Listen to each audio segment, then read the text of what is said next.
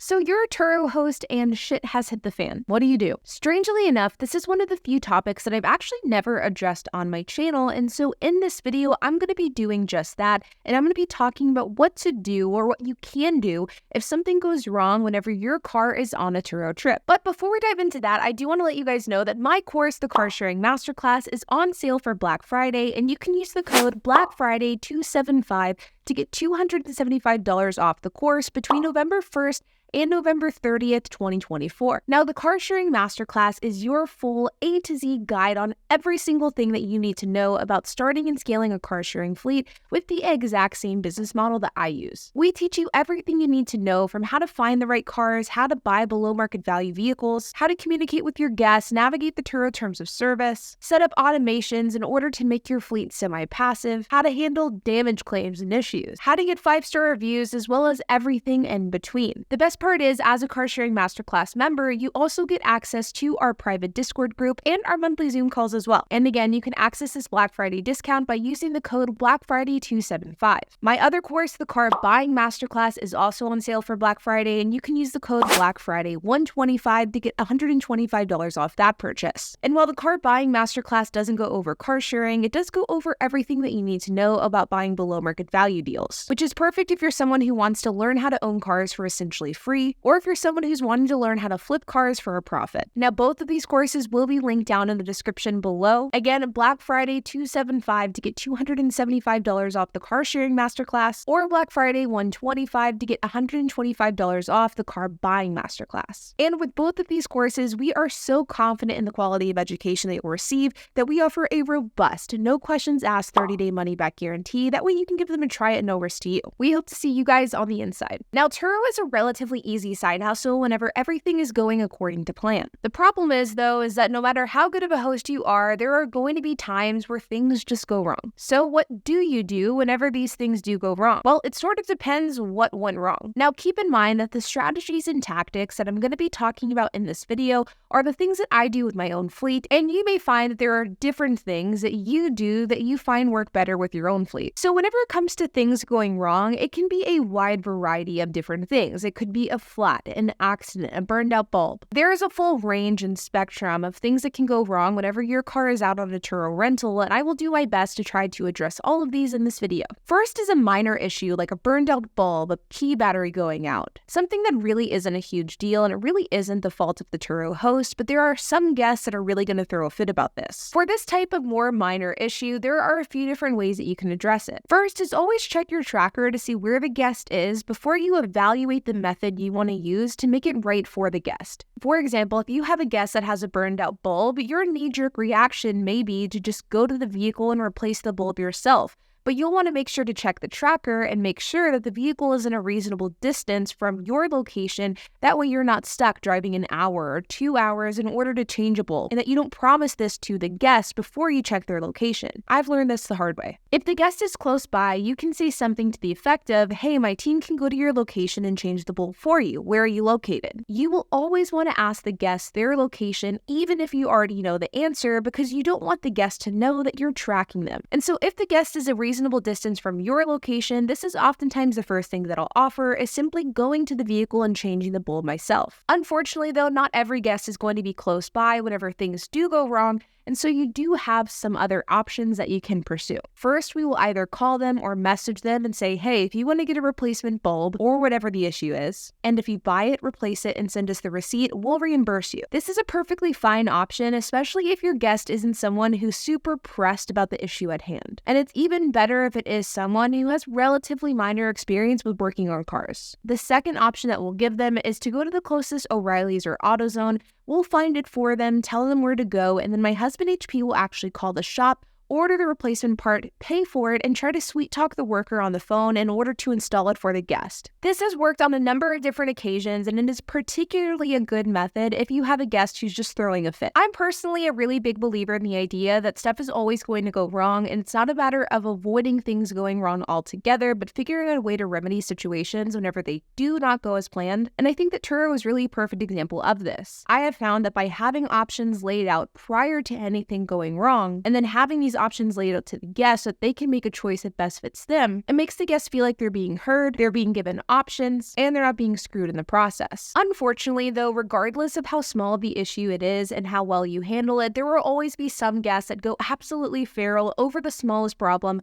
like a key battery running out, and they freak out about it even though they could just unlock and lock the car manually. Sometimes you'll never be able to make a guest happy no matter how many hoops you jump through, and you have to ultimately know when to cut your losses as well. Sometimes there are guests that just aren't worth jumping through hoops for, but doing what I've discussed in this section of the video can be a good way to try to get ahead and remedy the situation. Next is a tire issue with the car. This could be a flat tire, low tire pressure, things like that. Tires are actually one of the few mechanical issues that if you're doing Turo right, you can almost always point the blame to the guest about. And this is because according to the Turo terms of service, tires are the responsibility of the guest when they're renting your car. For my cars, my husband HP is a real stickler when it comes to quality and safety, and he's constantly paying attention to tread depth, air pressure, age of the tire, and signs of wear and tear. And because of the fact that he is extremely anal about this, we know for nearly 100% certainty that whenever a guest takes our cars, our tires are in good condition, which means that whenever a tire does go flat on a trip, we can say pretty confidently that this is most likely due to something that the guest did. Maybe they hit a pothole, hit a curb, picked up a nail. So when a guest does message us and say, hey, I got a flat tire, or hey, the TPMS light came on, we are able to simply just say, hey there, we did air up the tires prior to a rental. You may have picked up a nail. We recommend stopping by a Discount Tire or a Firestone to get the tire checked,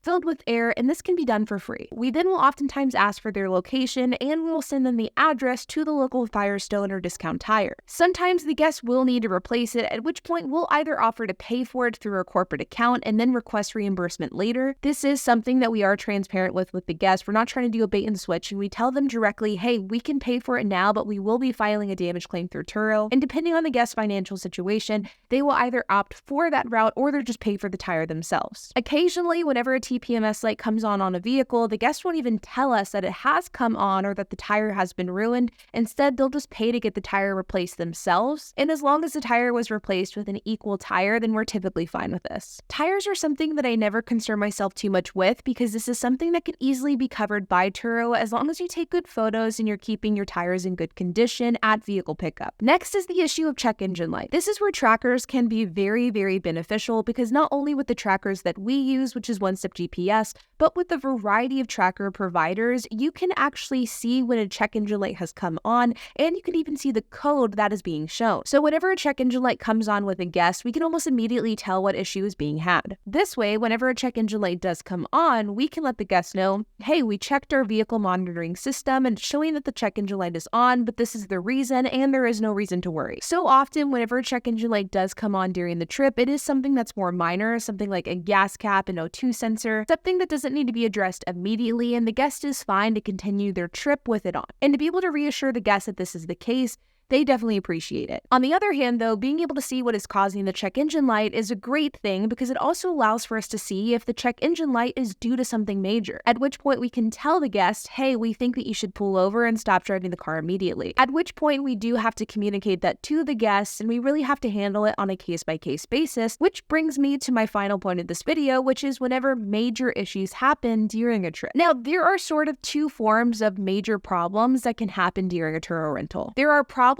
that guests just simply perceive as a major problem versus a real major problem. Maybe once every 8 to 12 weeks or so, we have a guest who messages us and tells us that there is a major problem with one of our cars and they do not feel safe driving the vehicle anymore. And whenever this happens, we get to the vehicle, we do our inspection, and there actually was no major problem with the vehicle at all. This sometimes will occur because the guest either wants to try to figure out a way to get a refund, or sometimes they'll do it because they just don't want to return the vehicle and they want us to pick it up from them instead. These guests can often be identified very, very easily, and more often than not, whenever we have this type of guest, it's a guest who drives the car their entire reservation. They have no complaints, nothing's wrong with the vehicle, but then at the very, very end of their reservation, when it's time for them to return the car, magically something happens and they no longer feel safe driving the vehicle. In fact, this happened to us just about 2 weeks ago. A guest complained about the brakes. We responded to her complaint immediately, tried to call her, but she didn't answer. She continued to drive the car the entire day, and then at the end of the night, when it was time to return the car, she said she felt unsafe. The car was somewhat close by, so we just told her that we would pick up the vehicle, but we told her we wouldn't be able to get it until the next morning, and we gave her instructions on where to leave the key. But then later on, early the next day, before we had picked up the car, she messaged us and said, "Hey, can I use the car to take my brother to work?" Of course, my response to her was no, not only because the reservation was now technically over because she shortened her trip, but she had also just said that the vehicle was unsafe the night prior. We ended up getting to the vehicle the next morning, and while the brakes were nearing the end of their life, they were nowhere near close to unsafe. And I do believe that in this instance, this is a textbook example of a guest who really leans into a vehicle being unsafe simply because they don't want to return the car, or they simply want a discount. In these types of instances, we really try to get as much documentation as we possibly can. We'll take the car to get an inspection, we'll get photos,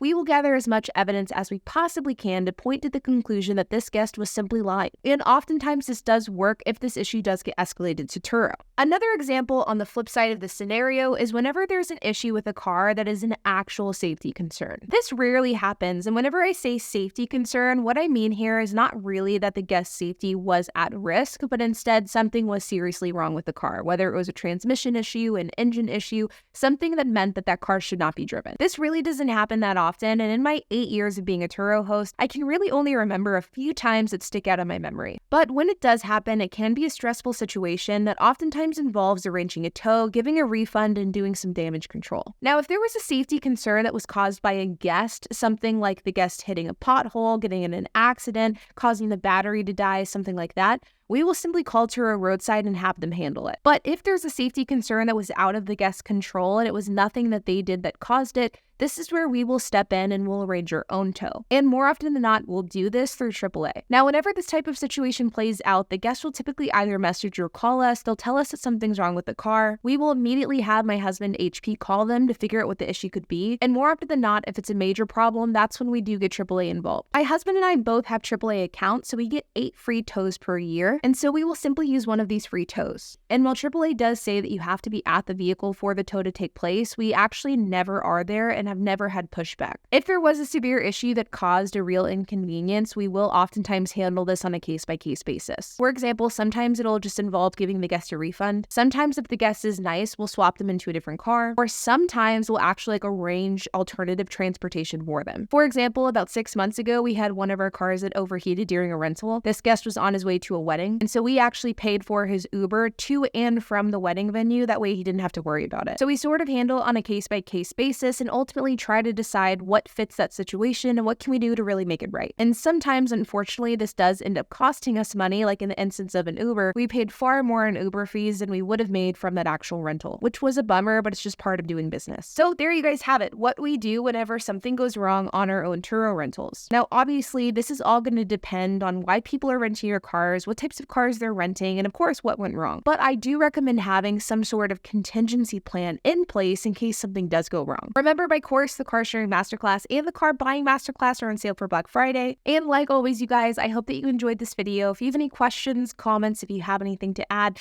I would love to hear it. So make sure to leave a comment down below. And while you guys are at it, make sure to hit the like button, hit that subscribe button, and hit the notification bell. And I will see you guys in the next video.